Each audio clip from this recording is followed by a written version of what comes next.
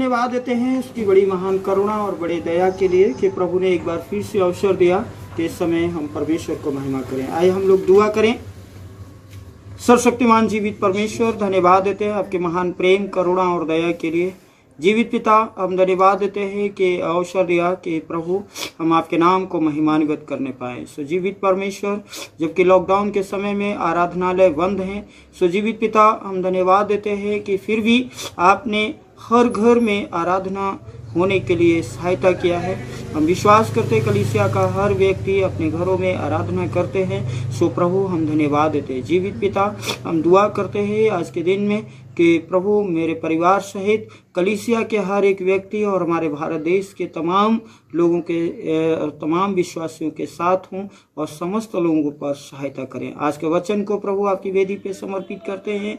वचन हम सब के जीवन में एक अच्छा बड़ा परिवर्तन लाने वाला वचन बना और आशीष कर। प्रभु धन्यवाद देते कि आपने दुआ को सुना। यीशु मसीह के नाम से मांगते हैं, आमीन।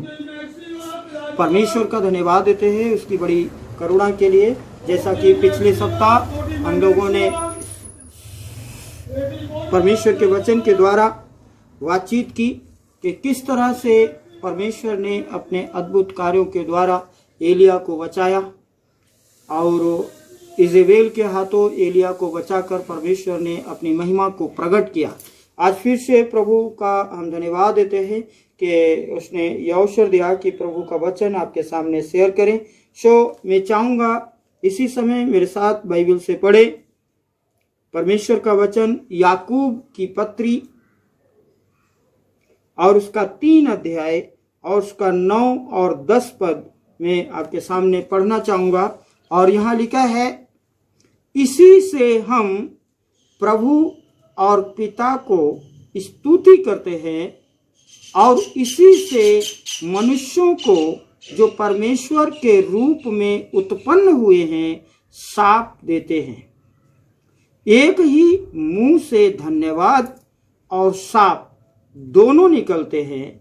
हे मेरे भाइयों, ऐसा नहीं होना चाहिए। परमेश्वर का वचन हमें इस रीति से बताता है हमारे शरीर के अंग के विषय में, जीव के विषय में, कि ये जुबान जो हमारी है, जीव जो हमारी है, इसी से हम परमेश्वर की महिमा करते हैं और इसी जीव से ही हम लोगों को, दूसरे लोगों को भला बुरा कहते हैं।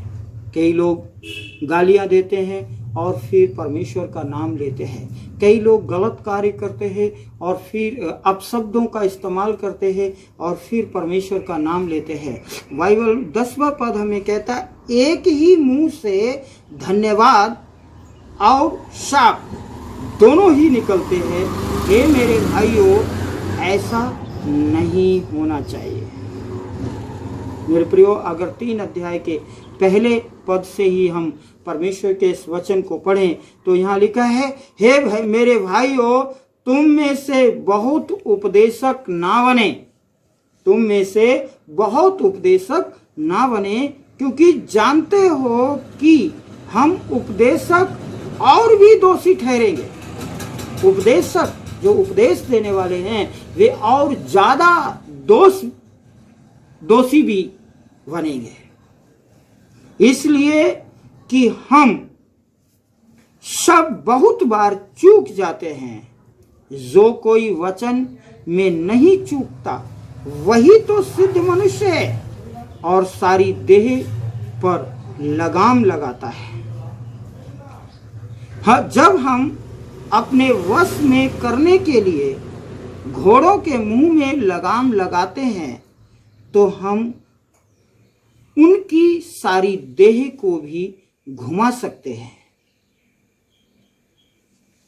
जब घोड़े के मुंह में, घोड़ा एक बड़ा पशु है और घोड़ा जब एक बड़ा पशु है उसके मुंह में एक छोटी सी लगाम लगा देते हैं तो जिधर चाहते हैं घोड़े को उधर हम घुमा देते हैं और घोड़ा बड़ी आसानी से घूम भी जाता है, क्योंकि उसके मुंह में लगाम लगी है। वह ना तो अपनी मर्जी से बोल सकता है, वह ना अपनी मर्जी से चल सकता है।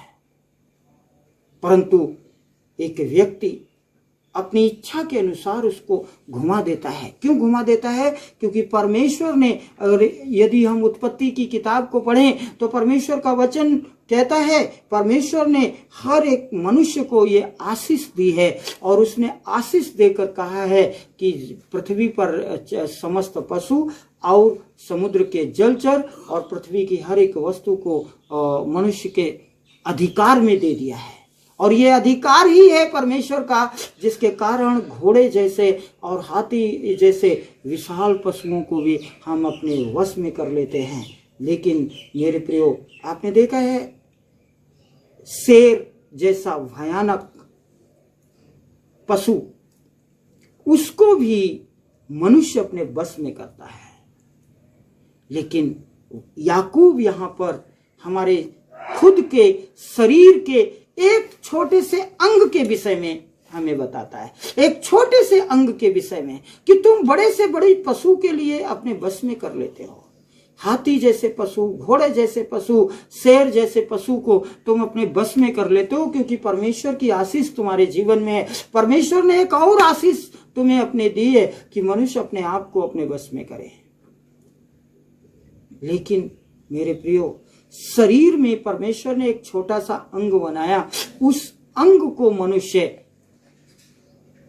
अपने बस में नहीं कर पाता है, और उस अंग को हम लोग जीव कहते हैं। मेरे प्रियो, ये जीव से यहां 9 पद में और 10 पद में यही लिखा है कि इसी से हम प्रभु की और पिता की स्तुति करते हैं, और इसी से मनुष्यों को जो परमेश्वर के स्वरूप में उत्पन्न हुए हैं उनको शाप भी देते हैं। मेरे प्रियो, ऐसा नहीं होना चाहिए।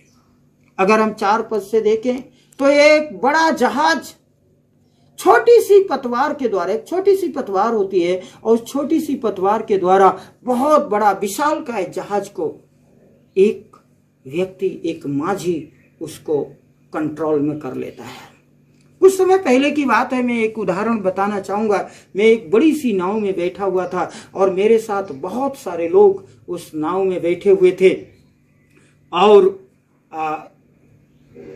गंगा नदी को हम क्रॉस कर रहे थे, और उसमें बहुत बहुत पानी था।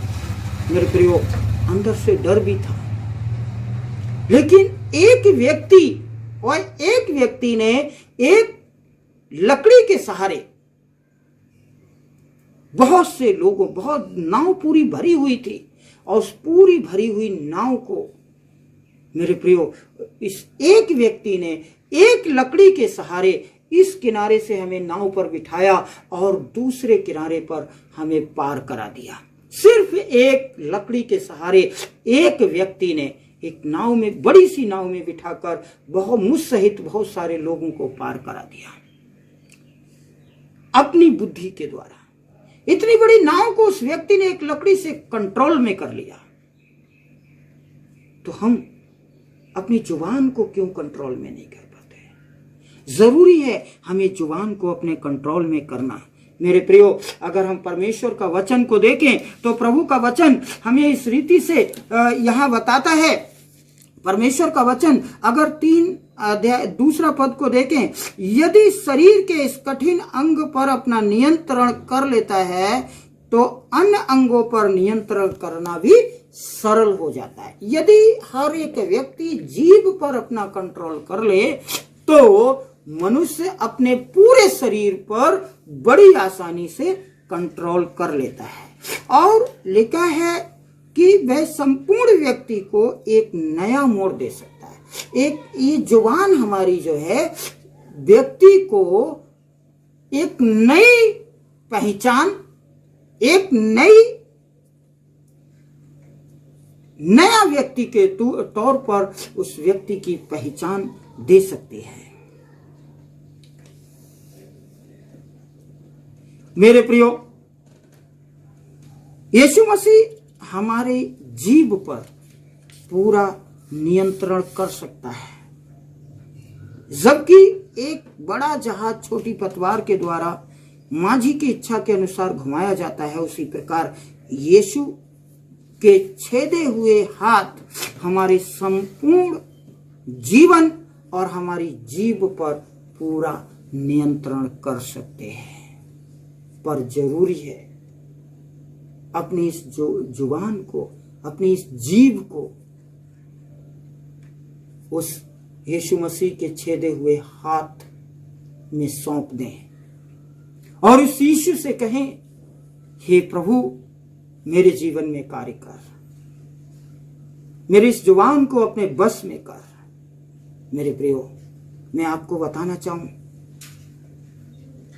हम बड़ी आशीष परमेश्वर से पाना चाहते हैं, बहुत बड़ी बड़ी आशीष परमेश्वर से पाना चाहते हैं, लेकिन उन आशीषों को हम प्राप्त नहीं कर पाते हैं। क्यों नहीं कर पाते हैं? उसका कारण है, हम बाइबल में यदि पढ़ें तो बाइबल हमें इस रीति से बताती है कि क्यों नहीं कर पाते। इसका कारण है, अगर हम 5 पद से आगे पढ़ें तो यहां लिखा है 3 अध्याय, याकूब 3 अध्याय के 5 पद से आगे पढ़ें तो यहां लिखा है, वैसे ही जीभ भी एक छोटा सा अंग है और वह बड़ी बड़ी डींगे मारती है। देखो, थोड़ी सी आग बहुत बड़े वन में आग उत्पन्न कर देती है,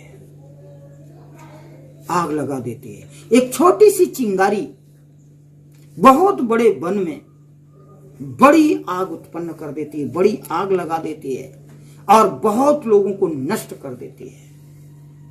बहुत लोग उससे नाश हो जाते हैं, बहुत पशु, बहुत पक्षी और बहुत पेड़ पौधे, ये प्रकृति का एक बड़ा नुकसान कर देते हैं, एक छोटी सी चिंगारी। मेरे प्रियो, वचन कहता है 6 पद में, जीभ भी एक आग है। जीभ क्या है? मनुष्य के शरीर में, मेरे और आपके शरीर में जीभ भी एक आग है। जीभ हमारे अंगों में अधर्म का एक लोक है। आग के साथ साथ जीव अधर्म का एक लोक हमारे जीवन में याकूब यहां पर बता रहा है, परमेश्वर का सेवक यहां पे बता रहा है, अधर्म का एक लोक है और सारी देह पर कलंक लगाती है। ये जीव मनुष्य के पूरी देह को कलंकित कर देती है, अपवित्र कर देती है। किसके द्वारा? सिर्फ शब्दों के द्वारा, सिर्फ शब्द बोलकर पूरा जीवन को नाश कर देती है। इसलिए कहता है, जीव हमारे शरीर में अधर्म का एक लोक है और सारी देह पर कलंक लगाती है और जीवन गति में आग लगा देती है। ये जीव जो है हमारे जीवन की गति में, हमारे जीवन की चाल में आग लगा देती है और जो आग जब लगती है तो वहां सब कुछ नष्ट हो जाता है। मतलब आग हमें इस बात को दिखाती है, हम जो कुछ भी अच्छा कर रहे होते हैं वो सब कुछ को जीव हमारा जीवन में नष्ट कर देती है। इसलिए हमें जीभ पर कंट्रोल करना बहुत जरूरी है और जिस व्यक्ति ने जीभ पर कंट्रोल कर लिया वह व्यक्ति परमेश्वर से बड़ी आशीषों को प्राप्त कर लेता है। मेरे प्रियो, और आगे लिखता है, हमारे जीवन में, जीवन की गति में आग लगा देती है और नरक कुंड की आग से यह जलती रहती है। नरक कुंड की आग से ये जीव हमारे जीवन में जलती रहती है। चक्र है जो चलता रहता है हमेशा, क्योंकि हर प्रकार के वन पशु, पक्षी, रेंगने वाले जंतु और जलचर तो मनुष्य जाति के वश में हो सकते हैं और हो भी गए हैं, पर जीव को कोई मनुष्य अपने वश में नहीं कर पाया। वह अर्थात जीव एक ऐसी बला है जो कभी रुकती ही नहीं, हमेशा बस बोलते रहते, हमेशा कुछ ना कुछ करते रहते हैं। जीव एक ऐसी बला है जो कभी रुकती ही नहीं, वो प्राण नाशक विष से हमेशा भरी रहती है। कैसे? प्राण नाशक विष से हमेशा भरी रहती है। हमें मेरे प्रियो 13 पद से आगे मैं आपको बताना चाहूंगा, यहां लिखा है, तुम में ज्ञानवान और समझदार कौन है?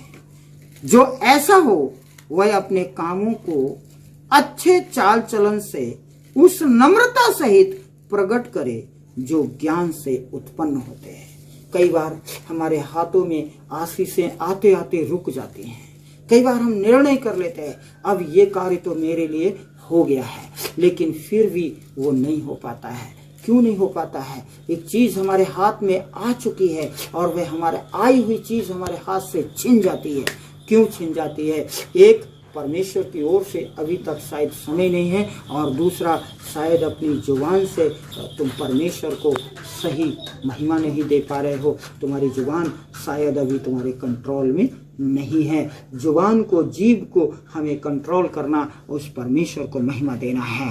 पर यह 14वें पद में लिखा है, पर यदि तुम अपने अपने मन में कड़वी डाह और विरोध रखते हो तो सत्य के विरोध में घमंड ना करना, और ना तो झूठ बोलना, ना घमंड करना, ना झूठ बोलना। ये ज्ञान वो नहीं जो ऊपर से उतरता है, वरन संसारिक और शारीरिक और शैतानी ज्ञान है। हम जीव हमेशा जो बक बक बक बक बक बक बक बक करती रहती है, परमेश्वर की महिमा करने के लिए जीभ कम खुलती है, लेकिन गलत कार्यों के लिए ज्यादा खुलती है। तो इसलिए यहां पर 15वें पद में लिखा है, ये ज्ञान जो ऊपर से उतरता है वो ज्ञान नहीं, ये तो संसारिक है और शारीरिक है और शैतान की ओर से है। शैतानी ज्ञान है, शैतान की ओर से है। इसलिए परमेश्वर की महिमा के लिए जुबान बोलती नहीं। परमेश्वर की महिमा करने के लिए जब समय आता है तो मुंह बंद हो जाता है, एक शब्द निकलना भारी हो जाता है।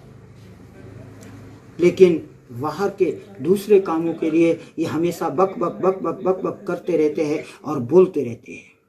क्योंकि जहां डाह और विरोध होता है वहां बखेड़ा और हर प्रकार का दुष्कर्म भी होता है। ऐसा मैं नहीं कह रहा हूं, परमेश्वर का वचन कह रहा है।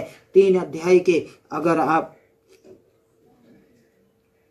16वें पद को पढ़ें तो यहां स्पष्ट करके लिखा हुआ है, क्योंकि जहां डाह और विरोध होता है वहां बखेड़ा और हर प्रकार का दुष्कर्म भी होता है।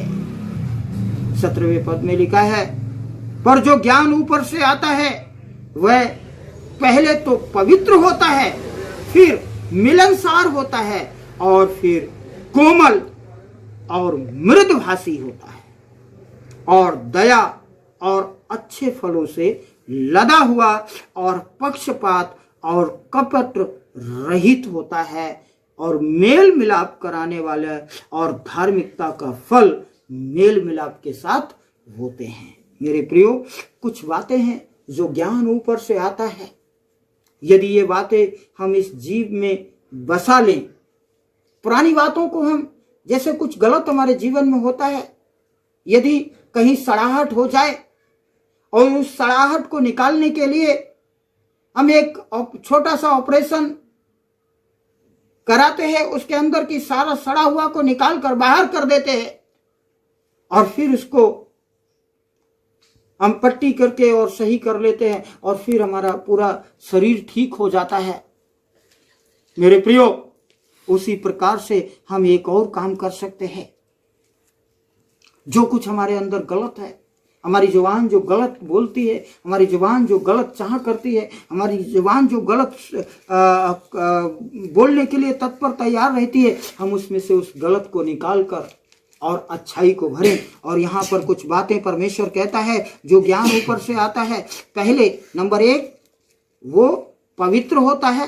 नंबर 2, वह मिलनसार होता है। नंबर 3, वह ज्ञान कोमल होता है। नंबर 4, वह ज्ञान मृदुभाषी होता है। नंबर 5, उसमें दया होती है। और नंबर 6, कि वह अच्छे फलों से लदा हुआ होता है। वह पक्षपात करने वाला, नंबर 7, वो पक्षपात करने वाला नहीं होता। और किसी भी प्रकार से, नंबर 8, कि वो कपट उसके अंदर बिल्कुल नहीं होता। और नंबर 9, कि वो मेल मिलाप कराने वाला होता है। ये 9 बातों को हम अपने जीवन में रखें। नंबर 1, कि पवित्र, मिलनसार, कोमल, मृदभाषी, दया और अच्छे फलों से लदा हुआ, पक्षपात करने वाला नहीं, कपट करने वाला नहीं, परंतु मेल मिलाप करने वाला। ऐसे जीवन को, ऐसी बातों को जब हम अपनी जीव में बसा लेते हैं तो मेरे प्रियो, हमारे जीवन में बड़ी आशीषें परमेश्वर की ओर से आती हैं। और उन बड़ी आशीषों को परमेश्वर की ओर से हम प्राप्त करके, मेरे प्रियो, मैं इस बात को कहना चाहूँगा कि आप बड़ी विपत्तियों पर भी अपने जीवन में आप प्राप्त कर सकते हैं। बड़ी आशीषों को आप प्राप्त कर सकते हैं। क्रूर शब्दों से परिवारों, मेरे प्रियो, मैं एक आखिरी बात कहकर समाप्त करना चाहूँगा कि क्रूर शब्द परिवारों को तोड़ देते हैं। क्रूर शब्द परिवारों को तोड़ देते हैं और मित्रता को खत्म कर देते हैं। क्रूर शब्द परिवारों को तोड़ देते हैं, मित्रता को खत्म कर देते हैं, आपकी दोस्ती को खत्म कर देते हैं। कलीसियाएं विभाजित हो जाती हैं, कलीसियाओं में बखेड़े उत्पन्न हो जाते हैं। आज बड़ी बड़ी कलीसियाएं टूट गई हैं। बड़ी बड़ी कलीसियाएं, बड़े बड़े चर्च, बड़ी बड़ी बिल्डिंगें खड़ी हैं, लेकिन वहां बैठकर आराधना करने वाले लोग नहीं है, क्योंकि क्रूर शब्दों ने, इस जुबान ने कलीसियाओं को खत्म कर दिया, विभाजित कर दिया है, नाश हो गए और पतन की ओर चले गए। क्रूर शब्द नाश और पतन की ओर ले जाते हैं। और ये क्रूर शब्द ही अनगिनत विपत्तियां मनुष्य के जीवन में ले आते हैं। बहुत से ऐसे मसीही लोग हैं जो कहते हैं मैं क्रिश्चियन हूं, मैं मसीह हूं, मैं यीशु के विश्वास के अनुसार चलने वाला, मैं उस एक परम प्रधान परमेश्वर को महिमा देने वाला मनुष्य हूं। लेकिन वह व्यक्ति अपनी जुबान को बिल्कुल कंट्रोल नहीं करता। कैसा मसीह है, कैसा परमेश्वर है, एक परम पवित्र परमेश्वर पर विश्वास करने वाला व्यक्ति है। अपनी जुबान को कंट्रोल करें, इस पर अपना अधिकार रखें, इसे दूसरों के अधिकार में, इसे शैतान के अधिकारों में ना जाने दें, अपने ही अधिकार में रखें। और जब आप अपने अधिकार में रखेंगे तब परमेश्वर आपको आशीष देगा और क्रूरता के शब्द अपने आपके जीवन से निकाल कर बाहर करेगा परमेश्वर। उस परमेश्वर को अपने जीवन में अधिकार दीजिए और उस परमेश्वर से कहिए कि प्रभु, आज से मैं अपने ऊपर तेरे लिए अधिकार देता हूं, तो मेरे जीवन में कार्य कर और मुझ पर कृपा कर, मुझे आशीष दे परमेश्वर, और मेरे परिवार को आशीष कर, मेरी कलीसिया को आशीष कर, मेरे लोगों को आशीष कर, मेरे कलीसिया को बढ़ा, मेरे लोगों को बढ़ा प्रभु जी। इस प्रकार से दुआ करें और परमेश्वर आपको बड़ी आशीषों से और बड़े अनुग्रह से परिपूर्ण करेगा। प्रभु आप सबको आशीष दे। जय मसीह।